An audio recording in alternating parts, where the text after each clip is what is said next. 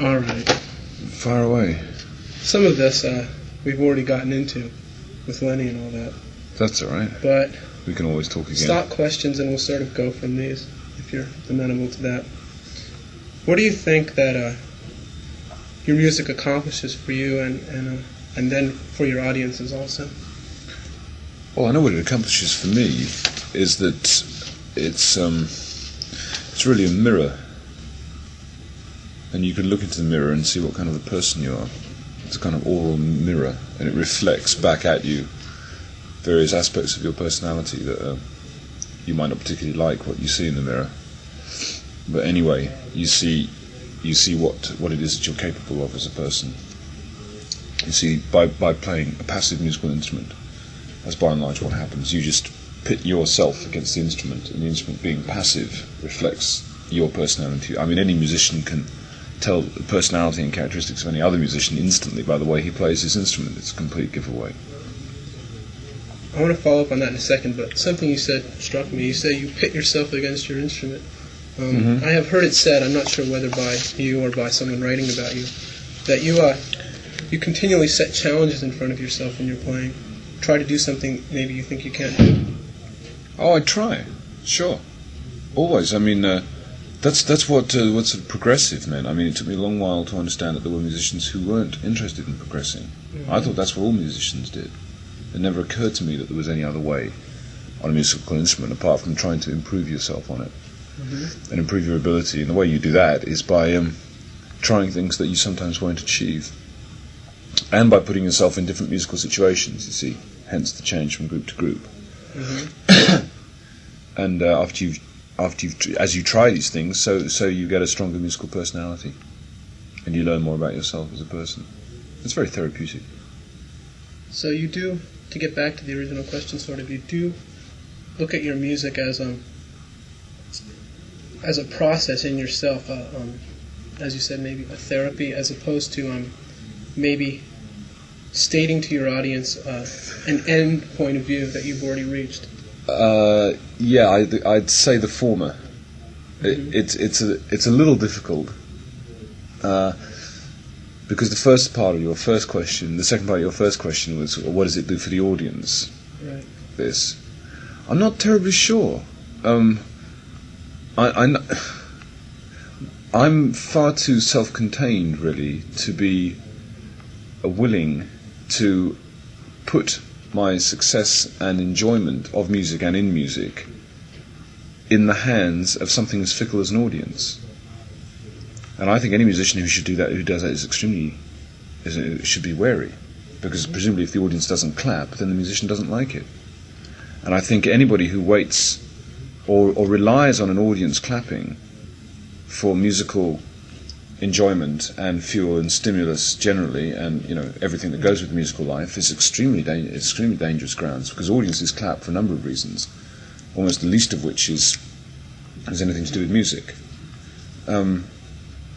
So I wouldn't be so rash as to... I'm obviously fairly self-contained, fairly internalised, my enjoyment of music. It's always very private, very hard to explain, but very physical, because I chill up my spine when I enjoy music. And sometimes my group can do that for me, and that's what I get out of it.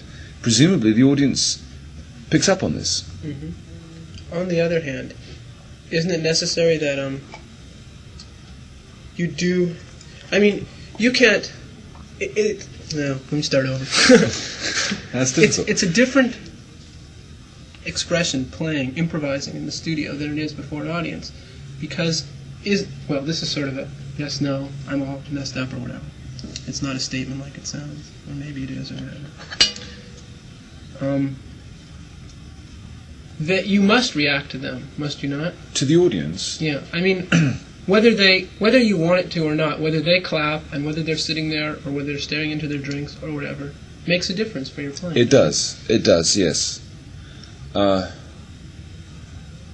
It on a fairly simple level, though. I mean, if there's nothing happening, you want desperately for something to happen to the crowd. Then you might fall into the old musician's problem of trying too hard and thereby killing the thing that might have made it happen in the first place. Sometimes you can come on to deafening applause, and feel that it's a walkover and the game is already won, as it were. But then it doesn't. It slips out of grasp, and halfway through the set, the audience is you're losing the audience, and you don't know why. You don't know what it is that you've done wrong, particularly. That can happen. Conversely, they might not know anything about you, and you can stun them for some particular reason. And it's a variety of reasons, something to do with the sound system, something to do with the quality of the people, something maybe to do with the lighting, something to do with the general everything that's coming off the stage. You know, that's quite a fascinating process. But that is a fascinating process, but it's still the interaction of the musicians is the main thing, I think. And what the other musicians on the bandstand think of what you're doing, and how they react to it, and did they like it, and it's the cooperation of those four people, I think, that's fascinating. You were saying before that you are I don't know if upset is the right way to put it, but I'm probably not upset. Not pleased with being labeled as well, I don't know. You said you weren't happy being labeled as a jazz artist. What about calling you a jazz rock artist? A term which I don't particularly like. That's a terrible term, isn't it? It's awful. But do you have to call me anything apart from Bill? Okay, no, I realize that. Now, I suppose you do, but I mean, okay. I'd appreciate the industry has to. Yeah, it's necessary. I mean, it is. If you're going to get across to the audience what you want to get across to, you have to be marketed. That's correct. That's correct. And they can't just say Bill Bruford, musician, drummer with his band. Well, they might be able Come to and see him. Yes, watch out. In 3 or 4 years' time, they might be able to say precisely that. And by then, I'm hoping I will just be associated enough with odd musical projects and have enough albums out under my own name for people just to understand that if they buy a ticket to this Bruford character as a musician, they'll get an entertaining evening's worth of music. I think that's perfectly possible. But I agree, in the short term, in the short to medium term, I have to be called something because I wish to make fairly expensive records that cost a lot of money, and in return they must be sold to pay for my studio time, and so on. Microphones cost a lot, tape machines cost a lot. So call me rock. That's by far away the best thing.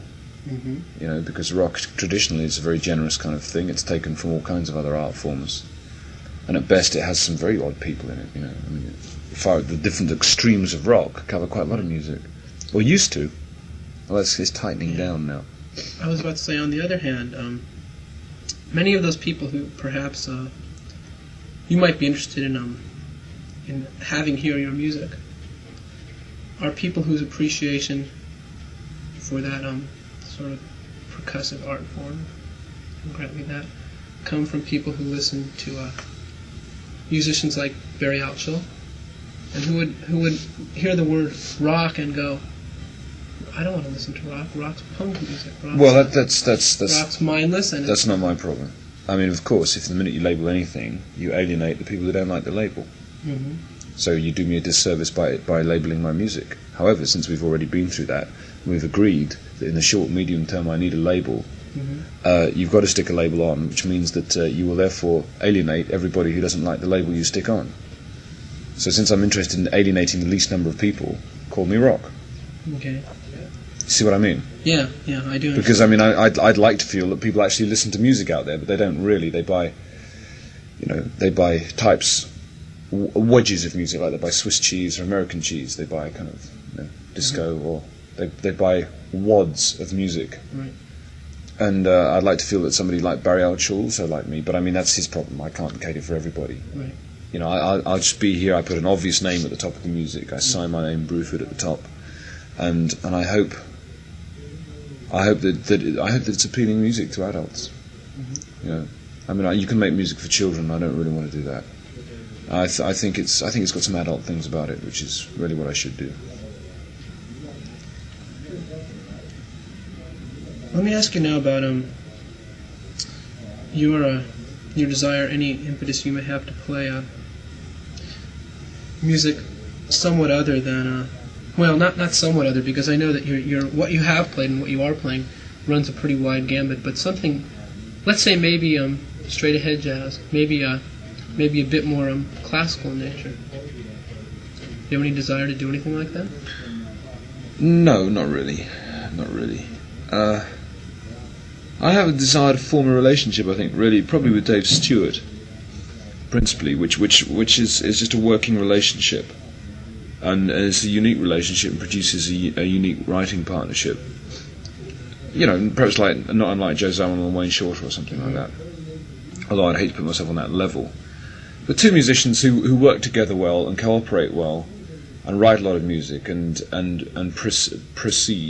progress with their writing. Mm-hmm. And after a while you realise there's this whole vocabulary of music that these two characters have written, and it might just be that the world would be a slightly gloomier place without their efforts.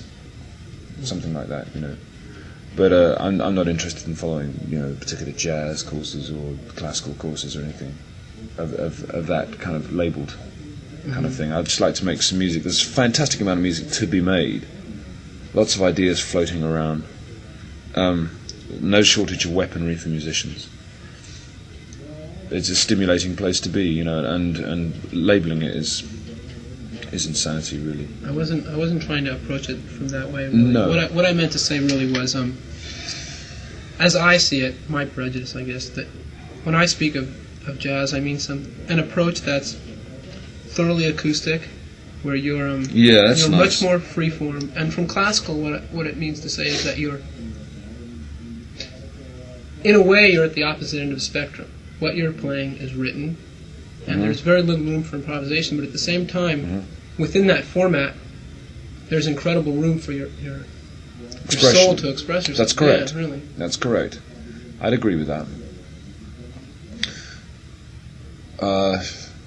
See, again, you're not supposed to, because you have to be marketed, you're not supposed to confuse people, but it's very easy. We have a tune called the Teddington tune, which Dave and I improvised in front of a tape machine. On acoustic piano and drums. It really was lovely, you know. And after the improvisation, Dave wrote down 99% of it, formalised it, and it's really good. Now I love it, and we could play that. Right? And does that suddenly make us jazz players? I mean, because listen, it sounds just like ECM, you know. It sounds just like jazz to me. I mean, I don't know what jazz is, but it sounds like what you were describing, right? It's a wooden piano, wooden drums, wooden sticks on cymbals. Right. A very nice sound, very pretty. Actually, no bass on it, but it's very, very full sound. Two musicians improvising. So then, if I put that on a record, right? Then I'd turn into a jazz musician or something. I mean, I don't know. You see, I mean, it's a ridiculous game. Right. But I am interested in seduction and infiltration generally. Mm-hmm. You know, so I would probably put something at the beginning of an LP which is fairly amenable. And during the darker regions of an LP, put something that's a little bit more imaginative. Mm-hmm. But you can be imaginative in a straight-ahead way, you see. Yeah. I mean, that's hard too. The 3-minute single is a hard little trip. You know, you can be imaginative in that. There's a lot of those about. Mm-hmm. It's all, to musicians, it's all good stuff, you know. But of course, you're supposed to maintain just one direction, one only, because then you can be marketed efficiently. What I'm saying is heresy because I happen to like all kinds of things, you know, and I like music, basically, all sorts. And it's only these tags that you know, it's embarrassing for me to sound like the Jackson 5, right? I happen to think Dancing Machine is a fantastic little record. Mm-hmm. But I'm not keen to hear it all the time, necessarily. I don't want to hear any record all the time, really. Mm-hmm. That leads pretty well into the next laid-out question, which is, well, I guess you've already answered it. What kind of music, you know, non-business oriented? I mean, what you don't have to listen to. I mean, I suppose that if you hadn't heard the last 3 Yes albums, people would go, well, why not? I haven't actually heard the last 3 Yes albums, really. They suck. You don't want to hear them. Really? That's my personal opinion, but... No, I haven't. What was the question? What do I listen to? Yeah, what do you... If you go home and, you know, you're relaxing, what do you listen to? I put on... Black Crow by Joni Mitchell. It's got some great harmonics on the bass, that one. I always like that one with Pistorius. I liked a lot of the early Weather Report.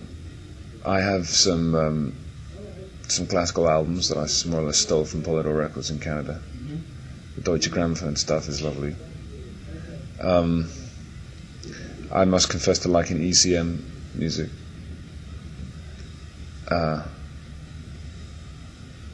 That's about it, really. That's about it. And I have my Aretha Franklin albums. I really like her too. Mm-hmm.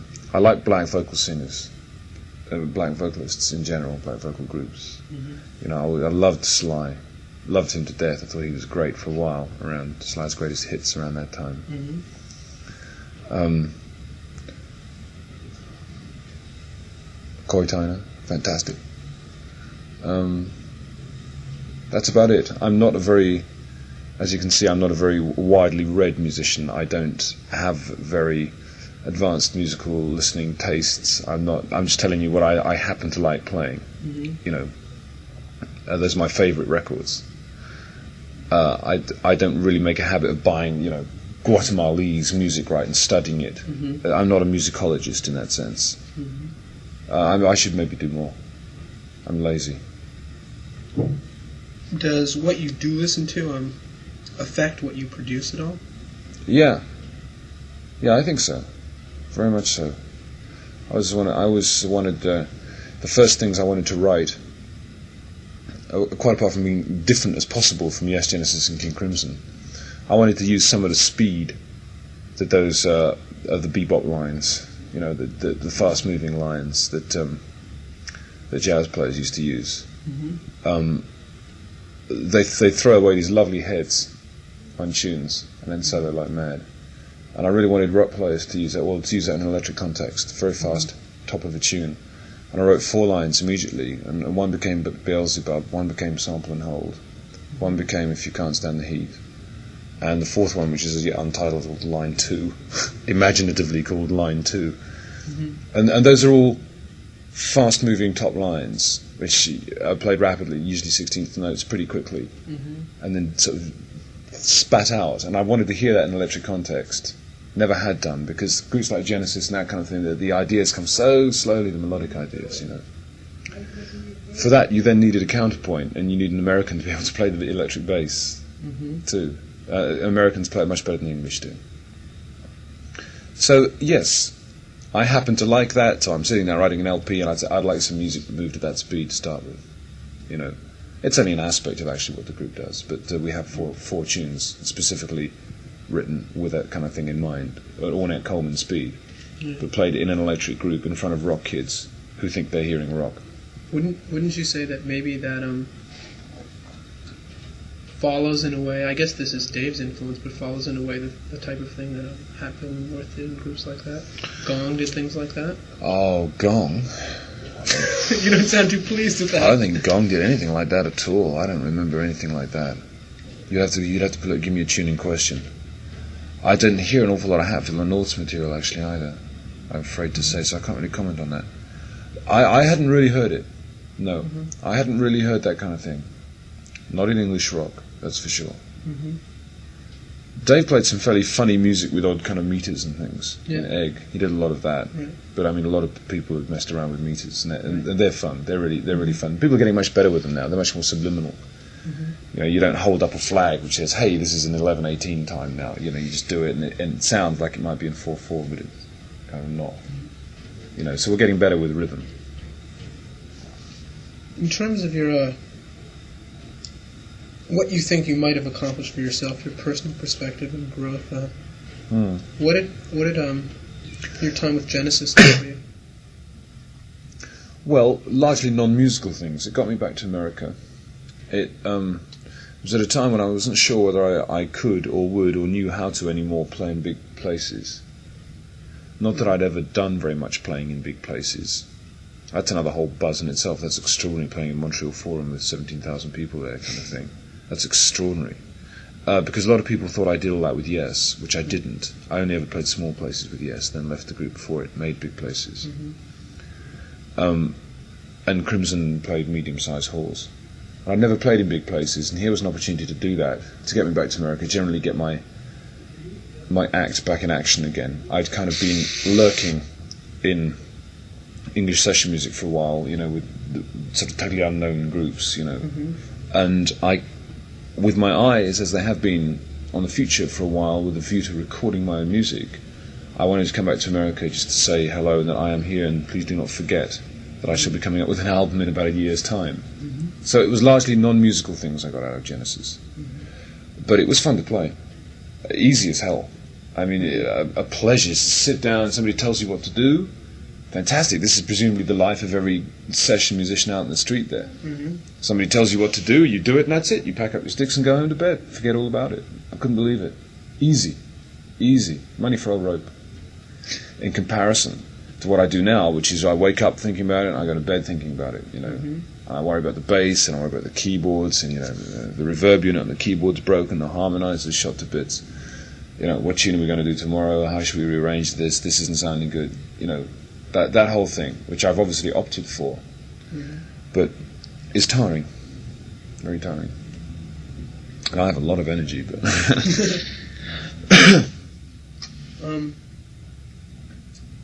to go from that to your, I guess the next experience, which was in terms of America and in terms of being popular to some degree, was UK, right? That's right, yeah. Mm-hmm. What happened? Broad question, but any way you want. Well, I'd made Feels Good to Me, my own record. Right, before that, right? Yeah, right. Exactly. Which I'm still mad about to this day. Basically, that record was squashed in favour of UK. Publicity-wise? Yes, yeah. It was barely released in America. Mm-hmm. It was a token release, but it was deliberately sat on because it would have confused, here we go again, you see, right. confuse the old listener out there. Right. And taken the accent off the main band, UK. However, I made the record, and it became clear that I couldn't tour with the group because Annette Peacock and Kenny Wheeler weren't available for touring. Right. And Dave Stewart was still sort of ostensibly with National Health at the time. Jeff Blum was in America. It seemed like an unsurmountable problem. Wetton comes to me and says, "How about we do something?" And I said, "Are you sure, John? Because we had left King Crimson 3 years earlier in fairly bad terms. You know, he thought the music I made was pretty odd. You know, the stuff I wanted to play was pretty crazy. And then I went off and played with National Health, which was a funny little English group and things. And Wetton presumably thought that all I wanted to do was be back in a heroic kind of ELP type of group. Mm-hmm. On reflection, that's apparently what he thought. I was wary about this and said, well, why don't you come down to the studio and listen to Feels Good to Me, which I just finished, and see if you like Beelzebub and that kind of material. And if you do, maybe we can start talking some more. So he said he thought that was good. Just to make doubly sure, I said, well, why don't we use in the group, any group we might form, Alan Holdsworth, this guitar player. And you know what Alan Holdsworth is like. Alan is a very pure musician. He's just interested in notes. He's not really interested in jumping up and down, anything like that. I noticed that. Right? Yeah, he's not even interested in being on stage much. Yeah. He's not a performer at all. And that was accepted too. Mm-hmm. You know, and we'd agreed to get Eddie Jobson out of Frank Zappa's group. All this was basically an error. I mean, no sooner had we started up than I feel John changed his mind and started to pull the group heavily towards the area it has now obviously gone in, back towards the early 70s, the ELP thing. I mean, I feel that Eddie and John have made a kind of market survey, and they decided between themselves that what America needed, what young American lads needed, was an ELP Mark II. That's a kind of a modus operandi with which I violently disagree. I think that's extremely dangerous to do that kind of thing. I think you lose on all counts doing that. We had one great tune, Nevermore, I think. It was really good on that first record, but it was Alan's tune. You see, I happen to like what Alan does much more than say Eddie and John. So there was a split, an obvious split. It was we were sacked actually. It was much better that they go on and be the platinum, whatever they're going to be, or not. I don't know whether it's happening or not, but it's much better that they go on and head towards that direction, and I just potter along in my little sweet way. Tell me if my impression of this is at all in error, but I saw you guys in Cleveland, Guru, which was fairly good concert, I thought. A lot of energy. But I thought the people who were there were expecting, and to some degree got, the Crimson Red tour, which never happened. That sort of approach. I realize that there's this violin out in front, and the guitar is not fripped out like it was. It's not fripped out, and Wetton makes the same snorting kind of bass sounds. Yeah. It hadn't occurred to me. To some degree was like Yes, the old, yes, it was. fallen angel type thing. It was. That's about right. But since then, it's not gone further. It's gone further. Oh, yeah. It's gone further back still. Yeah. Now it's a fairly straight ELP type of thing. Mm-hmm. They're getting simpler and much more interested in going backwards. Yeah. Not experimenting. But I suppose that's possible. You're getting fed. Oh, terrific! Thank you very much. Terrific. That's great. I confess that probably I can confuse people like mad probably and it's quite possible that by the time I show up in one group they're expecting a set of music from some other group I was in last year. Right. And I admit it's all very confusing, but the fact is that I now have something called Bruford which will develop, I hope, and as long as I'm in music, I'm not interested in going backwards with it particularly. So I feel the confusion will kind of clear up a bit with a bit of luck. But that might have occurred Check at this Kuzma. It's working. I get paranoid about these things. I always think, what if it's not going? I haven't been taking notes. Okay. I have to listen. I am listening.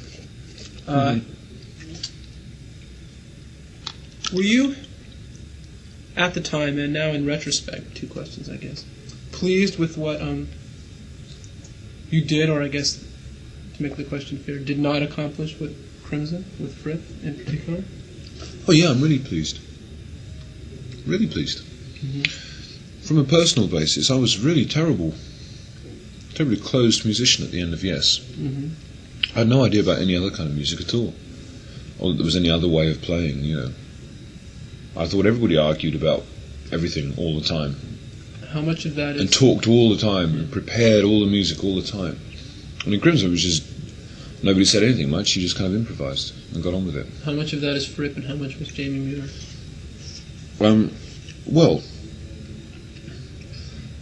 Between the two, quite a lot. I mean, mostly Jamie and Fripp were the stronger people.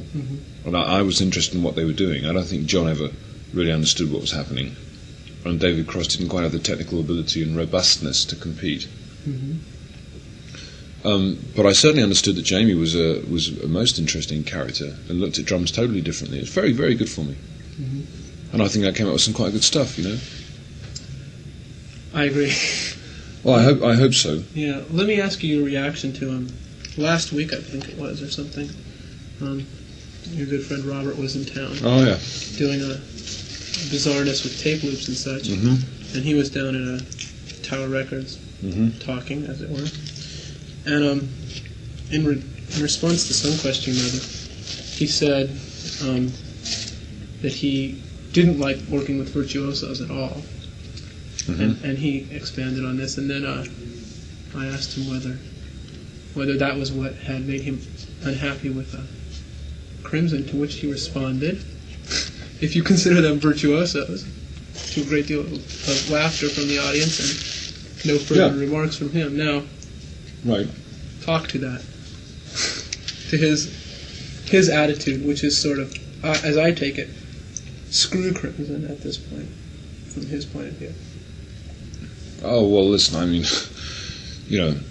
Robert's 2 weeks ahead of me going around the country. Wherever I go, I get the latest thing that Robert said in some record store, right? Yeah. There certainly were no virtuosos in King Crimson. It's absolutely correct, there were no virtuosos at all. I mean, everybody was just sort of amateurs on their instrument, pretty much. Virtuosi is a term that used to be applied to sort of to violinists, and to concert musicians, but is now applied to Alvin Lee and such like. So it's obviously been devalued out of all possible recognition. I'm sure Robert's right. There are no virtuosos there, and I understand what he means. He doesn't like to play with virtuosi. People are simply interested in their technical ability. Neither do I much. Neither do I. The closest we've got to one in our band is Jeff Berlin, the bass player, and he's the most problem. How's that? Because you can't see anything past the actual technical facility required in the music. He's not capable of looking outside of the music as much as I am. You see what I mean? Technical facility tends to keep your eyes very much on the music. Stand like that instead of actually listening out to it. Let me ask you a question then, which I don't mean to be insulting, but I may be, so bear with that. Go ahead, I'm insulted all the bloody time. Well, it won't be insulting you, it'll be insulting a friend of yours. As I see Alan Holdsworth's playing, cut that out, he takes what's happening and puts lines over it that fit perfectly, but to me, don't say much. I mean, you listen to the things he does with UK and on your first album and on Espresso, Alan's album, which I guess was released as Gazeuse in Europe. Mm-hmm. And you go, wow, that line fit perfectly, but it doesn't say much to me. You know, I mean, some people, some musicians. We're talking about his soloing, really, are we here? Yeah. We're talking about his soloing ability. Yeah. Well, that's perfectly possible. It doesn't mean much to you. It kind of means a lot to me, though. I mean, where do we go from there, particularly? I don't know. I think. Well, I'm trying to understand what you're saying about Jeff. Is my interpretation of Alan's playing your interpretation of Jeff's playing? Or am I projecting onto you my prejudice? Oh, I see. That's a very difficult question. It's a very difficult question. I think Alan is altogether a more mature musician, actually. Mm-hmm. Jeff probably just real young.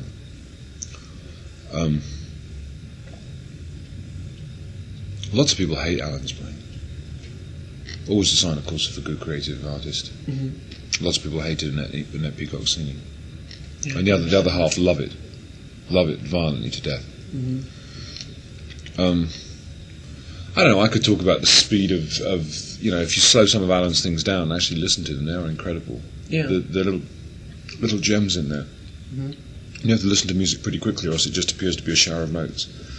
But if you've been bored up listening to jazz saxophone players, as I have, it's no particular hurry when somebody plays. It's no particular bother when somebody plays quite quickly. Mm-hmm. I think Alan's a very passionate player, and he reaches me. But then I'm sure he doesn't reach most people. Most people probably think he's awful. I don't know. But you see, I can't get on with Eric Clapton much. I don't understand. I never did understand what Eric Clapton was all about. And people tell me the Rolling Stones are great, and I've never heard a worse group in my life than the Rolling Stones. I can't understand it. There's worse groups. There's a lot better. So I mean, there's a lot of variety in these things. I can never understand Clapton for God. Mm-hmm. You still, to some degree, idolize Dave Holland? Oh God, another one. I got that off the back of the first album. It's all an error. I wish Richard Williams had not put that silly story on there. I don't idolise Dave Holland. He's a good bass player who's completely inappropriate for my kind of music. Annette Peacock suggested we use him on a record that I was about to do because he was in London. I said, no thanks, Annette.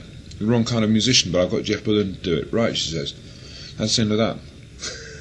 And I just had to say that in a hurry because, I have to say that, unfortunately, if people put things on the back of album sleeves, you are answering it for the next 30 years, right? And I thought very carefully about asking Richard Williams to do an album sleeve, and he started with that silly story, which was an error. So that's got that one cleared up. Okay.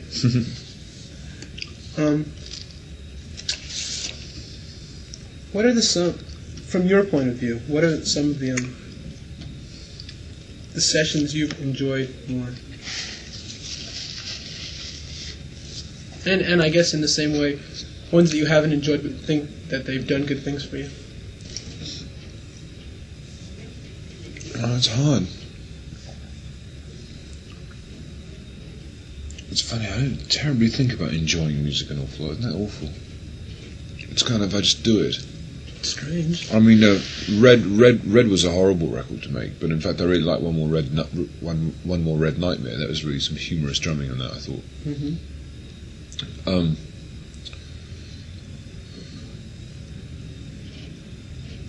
I get too nervous when I'm recording to kind of loosen up and thoroughly enjoy it. I'm too terrified of it working out. It's my own insecurity. But when you're in a recording studio, all you can see is money going around the clock. Mm-hmm. It's very expensive. And you understand the pressures that are involved, and you've got to sell records and all that. So I hate being in record studios, really. Not a very creative place for me. But we've just recorded live, for example, at a gig we did, Painless, you see, Painless. It sounded absolutely great.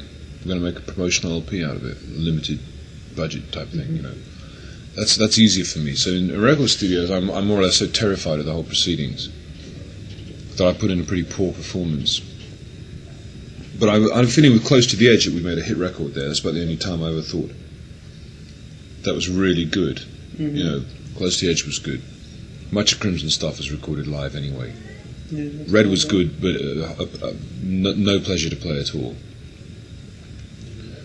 And you achieve personal milestones sometimes, but they're all very personal little things. For example, at the end of Nevermore on the UK album, as the grand tune is played one last time by the guitar.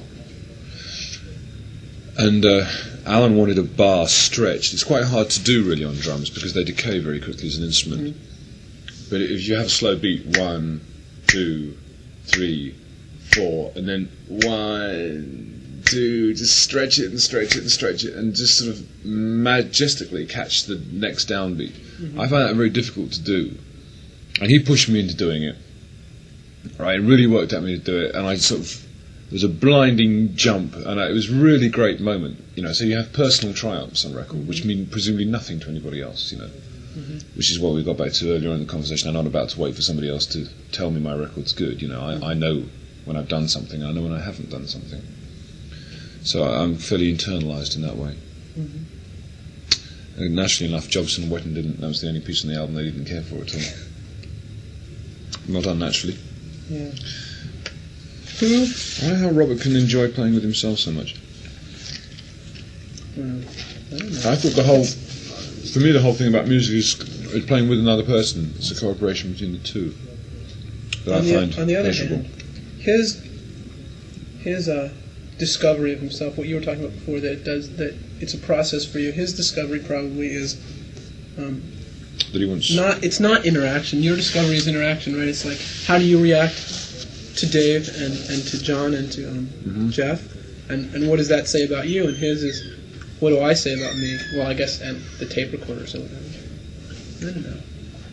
And it's certainly much less accessible than yours, even as inaccessible as your music is. Oh, mine's dead accessible. You think it's dead accessible? Yeah. Mm-hmm. Absolutely. I'm a very accessible kind of person. I express myself on my instrument the same as I express myself verbally. Just concisely to the point. Mm-hmm. I don't leave any ambiguity, which is a pity. Now in music you can use ambiguity. Mm-hmm. It's something I could well do, is learn how to do that. Mm-hmm. But unfortunately, I'm not that good at that. And that by and large is the basis for accessible music. Mm-hmm. You state something very clearly. And my beat never falters. It's always there. It's reassuring. Of course it's accessible. Mm-hmm.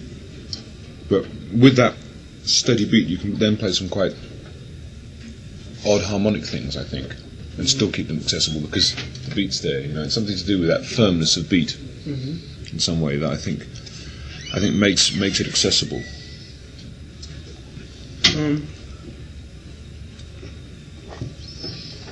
Perhaps this question is it's going to have to be asked metaphorically, maybe, but along the lines of the style, perhaps, of Jack DeJohnette versus maybe Billy Cobham. Do you consider yourself a minimalist in the terms of maybe the way DeJohnette plays? You know, much less equipment on stage than Cobham could ever live with. Yes, I do. Yeah. I'm certainly no drum hero. Mm-hmm. My technical ability on the drums is certainly not worth displaying. I happen to play the drums, so I'm more interested in how they support the other instruments in the group. Mm-hmm. Rather than Cobham's, you know, admittedly astounding, but rather limited kind of personal ability. Mm-hmm. I mean, it's totally astounding. You know, I'll be the first person to, my jaw will drop. Yeah, again, you see, I know Jack DeJohnette quite well. I've met him a couple of times. Fine bloke. He's very odd chops, most peculiar. But yeah, how he keeps that fluid momentum going is very subtle. Very nice. I don't know how it's done, really. That's ambiguous. That's an ambiguous kind of thing. Mm-hmm. You couldn't really write it. Conventional 20th century notation, you can't write what Jack DeJohnette does. But you can write easily what I do and what Cobham does. Because they don't play in between the beats. Because we two don't. It's very sophisticated art there. Tony Williams can do it. Jack Jeanette can do it. It's basically what jazz is about, actually, playing the sort of rhythm in between the beats. Right. And I'm not good at that. You don't think so? Nope, not particularly good at it. Which is why I'm not a jazz musician. Which may or may not be fortunate for my ability to sell records, but is a fact of life. Mm-hmm. There are other things I liked about jazz, though, Not only that, I love the ambiguity. I've never been able to write compositions for me to do it in. I don't really know how to set it up. I certainly don't know how to set it up when you've got 1,000 screaming lunatics all clapping all the time, Mm-hmm. See? It's another problem. Is that a problem with the approach to the music? Well, it's not... The music or the way you're being marketed? The way you're marketing yourself, perhaps, I should say. Since it is ultimately your responsibility, isn't it? Totally, yeah. Yeah, I market myself, bother wouldn't do anything. No, I should make no excuses here. If I wanted to play ambiguous music, I should do that. I mean, it would be no problem. If they didn't like it, that's tough luck. But I'm only halfway. I don't want to do that all the time. Mm-hmm. I'd like to be able to do that, and I feel I can, actually. And I also like to be able to be very chic and modern in rock. I don't know, can't think of an example. I play very tightly structured pop songs, almost.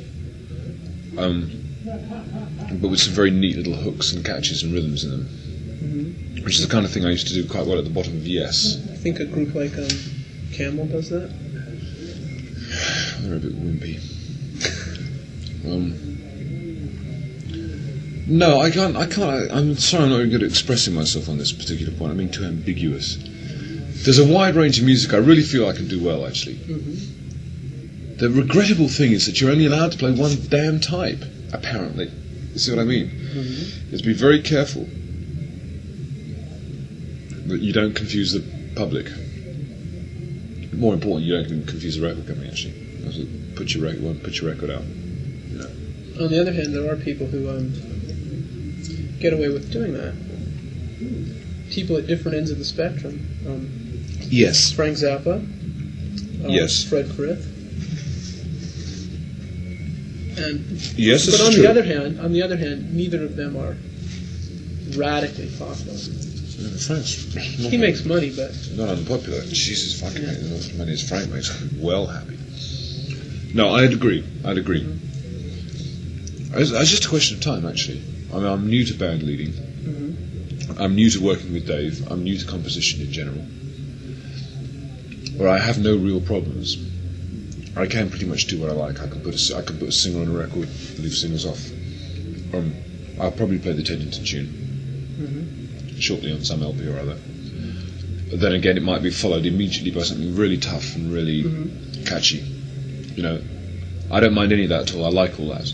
I don't think that's copping out or selling out in that business at all. I like quite a wide variety of things. So I don't have any problems.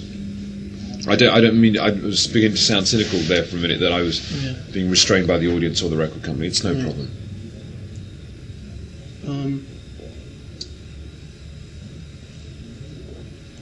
How your personal preference in playing? What do you It seems like of late it's becoming almost totally traps untuned. Untuned. Well, on Feels Good to Me and One of a Kind, they were both tuned mallet instruments. But not necessarily. Well, I guess it is in the foreground. But No, not much. It's true. It's true. Only a flavour, only a colour. I should have brought them forward more on One of a Kind. Actually. Is that because you don't feel I'm not comfortable playing them? It's a second instrument. Mm-hmm. I'm not very good on tuned percussion. Mm-hmm. I'm not bad, but I mean it's a second instrument, so I use it sparingly. Do you take lessons? No, I do quite a lot of study on it though. Mm-hmm. I mean, a regular course of lessons is real hard when you're trying to make records and run around America all the time and things, you know. Mm-hmm. It's hard to study an instrument, other than the Yeah. practical. Would you, if you thought, well, I don't know how to structure this question without loading it down so much that it's not even a question. Go ahead. But, well, let me just lay out the facts. Yeah. Admittedly, in order to achieve the commercial freedom that you want, you have to keep this inertia going, which is just beginning to build, right? Right, it's a paradox. Okay. Vicious game, this. So, if you wanted to, let's say, go for a year and study with a percussionist, you would basically be just throwing everything out the window which you've achieved so far. Correct. On the other hand, Pretty when much. you came back, you'd have more individual freedom than when you started, but less commercial corporate freedom. Possible, perfectly possible. Okay. Yeah, I'd agree with that. You have the most freedom when you're completely unknown, Mm-hmm. and when you're completely known, in many ways, I think, as being at either end of the extreme. You know, I mean, Dave Stewart in National Health can do pretty much what he likes. Mm-hmm. Like I said, nobody's going to hear it because it's not Right. going to go on record. Right. I mean, you and I can make a great group in our garage, right, when nobody hears it. Total Right. freedom. You also have quite a lot of freedom when you're selling gold records, like maybe Frank Zappa is doing. Mm-hmm. Somewhere in the middle, where I am, or a long way further down, Mhm. where I am, I'm just starting off a whole thing here, Mm-hmm. which is I'm fighting for survival to remain with a major record company and get records out, bought and sold. You see, for me to take a year now would be would definitely slip that right back. I go back to the garage, but it might be worth it. It might be worth it, as you point out. If I was that keen on tuned percussion, that I was felt a year in that department would be necessary. But in fact, what I'm keen on is tinkering with groups, you know, and putting the bass against the fuzz piano. Oh, I like the fuzz piano there. Oh, it's great. You put the fuzz piano with the bass drum. Oh, I like all that. That's what I'm and I do that on the road. You know, I mean, I do it all the time with groups. But I've been tinkering with groups ever since I can remember. Commercially, if I could... Sorry for Robert Fripp, who didn't like my tinkering either. He's an old fart, that man. God. What do you mean by that? I pull his trousers down sometimes. God, Americans kowtow to him like he's the Lord. He worked on They it do so that. he's worked on it so contrivedly for so long, you know, Mm-hmm. but and so blatantly that it's amazing to watch the obvious success with which, you know, it's working out. The old lecture tour and everything. He is. Anyway. he is a. He has achieved. Tell me if I'm interpreting this the way you're interpreting it. He has achieved this image of being counterculture, totally free, That's right. and at the same time massively successful. I mean, he massively is. is massively. He is, is, yeah, he's done not selling extremely records. well. He's not selling records like Zeppelin, but at the same time that he's sitting there selling hundreds of records in a record store, he's talking about his dinosaurs that he thinks must fall. That's right. So, And it's all an elaborate kind of promotional thing. He's done extremely well. Yeah, he has retained freedom. He is more or less counterculture, and he. What was the third thing you said?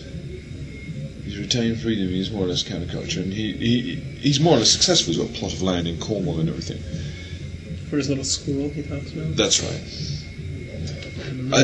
Possibly, and the reason he's done this is he doesn't run a band. Because bands, you see, I'm not going to be able to manage that quite, because bands cost a fortune to run. Mm-hmm. And I'm just wondering whether, you know, that's not a bit false, that really music should be played. It's a communion music, you know, it's a celebration of playing, of human cooperation, you know. I can't see it as a lecture tour. I can't see music as a lecture tour. I can't, you know. I can see literary works maybe. You know, I can understand Charles Darwin or someone doing a literary tour, 17th century or whatever. Yeah. You know, or Charles Dickens or something. But I can't really see music as a literary tour. It's very primitive in essence. You know, and all Stockhausen and all those guys are well into primitivism. Got any smokes, Paddy? Paddy? Paddy? Got any smokes? Marlboro Lights. You see, all those guys, all those guys are very keen on that. They're very keen not to lose sight of the fact that it's, if you bang a drum and I bang a drum and we go together, we feel great as a twosome. You know, and it's love of cooperation. I'm a very social person. Robert is very antisocial. Is that contrived, or is I have that a real? feeling it might be contrived. I have a feeling he's talked himself into it, but I don't know. I really don't know. I've given up. I've sat in too many coffee shops, you know, on a road with Crimson, wondering what it is that old Robert likes and doesn't like, you know. And frankly, I don't care anymore. Sorry, Thanks very much. Great. Oh, cheers. On the other hand, Thanks, what he maybe has achieved is that anybody who can listen to his music and begin to hear whatever may or may not be there is well on the road to listening to music which is somewhat freer than Zeppelin. But Robert has to put out a final word essay in advance. Yeah. You know, it's the speech that is attractive. That's the thing about Eno and him both. I'd love to read it about it, but I don't particularly want to hear it. You know, whereas Jack DeJohnette says nothing, but he says everything when he's playing. And, I mean, either it's a literary form or it's a musical form. Make up your mind. Either write a book about it or play it.